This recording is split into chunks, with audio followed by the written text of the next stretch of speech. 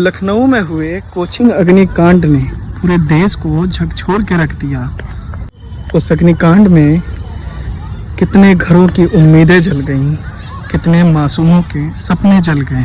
बीते सालों में आपने हमने न जाने ऐसी कितनी घटनाएं सुनी जिसमें आग लगने से कितने मासूम लोगों की जान चली गई। कहते हैं कि अगर कोई हादसा होता है या कोई दुर्घटना होती है तो वो एक जीवन के लिए सीख होती है कि आगे ऐसे कोई अनहोनी या दुर्घटना ना हो, क्या कमियां रह गई हों उसे सुधारा जा सके।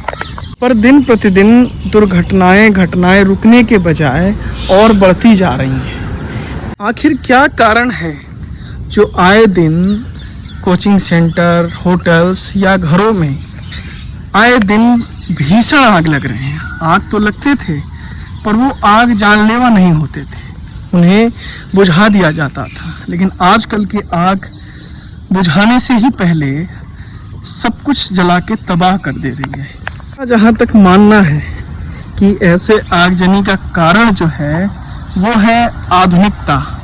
मॉडर्न ज़माने में मॉडर्न तरीके से घर या कमरे को सजाना। आजकल के कोचिंग सेंटर कम 5 स्टार होटल की तरह ज़्यादा दिखते हैं। उस कोचिंग सेंटर में दुनिया की सारी सुख सुविधाएं आपको मिल जाएंगी।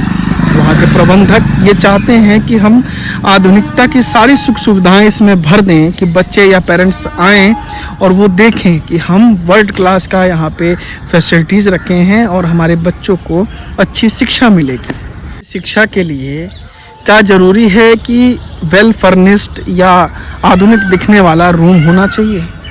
शिक्षा के लिए तो ज़रूरत की चीज़ें ही होना अनिवार्य है, लेकिन यहाँ ज़रूरत की चीज़ों से ज़्यादा ऐसी चीज़ों का इस्तेमाल किया जाता है जहाँ पे बैठकर आपको ऐसा लगे कि आप 5 स्टार होटल में बैठ के पढ़ रहे हैं। आपने देखा होगा कि कोचिंग सेंटरों की जो दीवारें होती हैं वो पूरी तरीके से पीवीसी की जो आजकल वॉल आ रहे हैं उनसे बना के छुपा दिया जाता है, और रूफ में जो उसका फ्लोर होता है वो वुडन कारपेट बनवा दिया जा रहा है, और सीटें जो कुर्सियां हैं बैठने वाली उसमें भी फोम वाली कुर्सियां ज़्यादा से ज़्यादा इस्तेमाल की जा रही हैं। तो इतने कम जगह पे इतने ज़्यादा बच्चों को शिक्षा के लिए या पढ़ाने के लिए आप लोग बुलाते हो, उसके बावजूद आप ऐसा इंफ्रास्ट्रक्चर तैयार कर देते हो जहाँ पे अगर कोई दुर्घटना हुई तो उसे बुझाने की बजाय उसमें और ज़्यादा आग फैल जाती है। हो सकता है कई लोग मेरे विचार से सहमत ना हों, पर मुझे जो लगा मैंने आप तक ये बात रखी, और जो हुआ वो नहीं होना चाहिए।